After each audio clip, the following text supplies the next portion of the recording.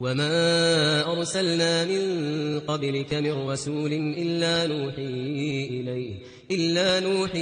إليه أنه لا إله إلا أنا فاعبدون.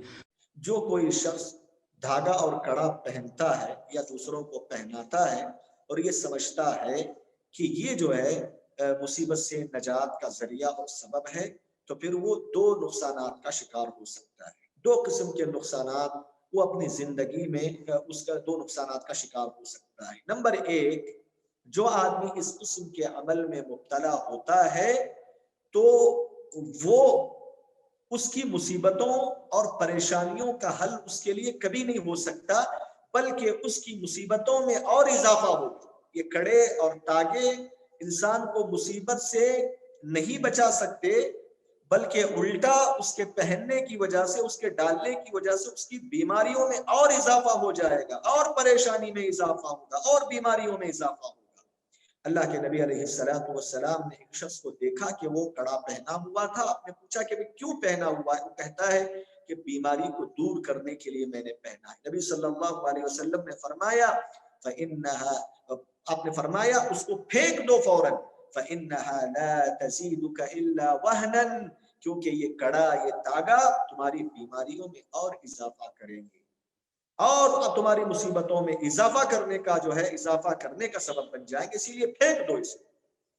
دوسرا نقصان، اس طرح کے تاگے اور کڑے پہننے کی وجہ سے انسان کے دل میں مخلوقات کا خوف بڑھنے لگتا ہے، مخلوقات کے خوف میں اضافہ ہونے لگتا ہے.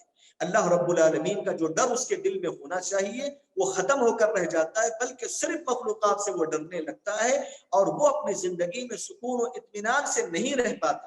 آپ تجربے سے دیکھ سکتے ہیں جو لوگ ڈالتے ہیں نا اس قسم کے تاگے وغیرہ بچوں پر، گلوں پر یا تاگوں پر، ان کے دل میں ہمیشہ یہی ڈر لگا رہتا ہے کہ بھئی کس کی نظر لگے گی، اور کس کی نظر لگ کر کوئی مصیبت نہ وہ کون سی مصیبت آ جائے گی. اس قسم کے خوف میں مبتلا ہوتے ہیں. اور آپ دیکھے ہوں گے کوئی بھی بچہ کہیں بھی اگر بخار آ گیا اس کو، 2-3 دن وہ طبیعت خراب ہے اس کی، تو دل ہی دل میں یہ سوچنے لگتے ہیں کہ ارے اس کو فلاں کی نظر لگ گئی ہے، فلاں کی نظر اس کو لگ گئی ہے، ایسا ویسا سوچنے لگتے ہیں، اور ان کا دل ہمیشہ غیر مطمئن ہو جاتا ہے، سکون و اطمینان ان کی زندگی میں میسر نہیں آتا.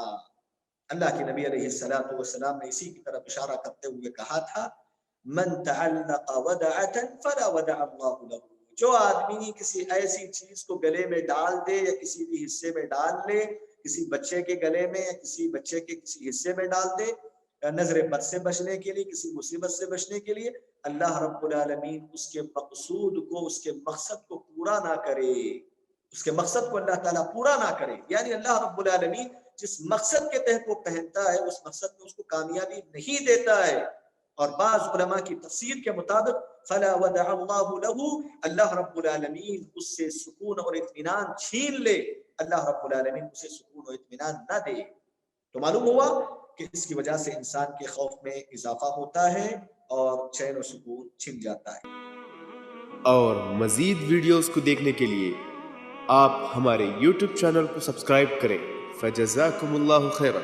الدعوة نور وضاء تجد ظلمات الحيران، منهج خير الناس جميعا لا يبلى عبر الأزمان.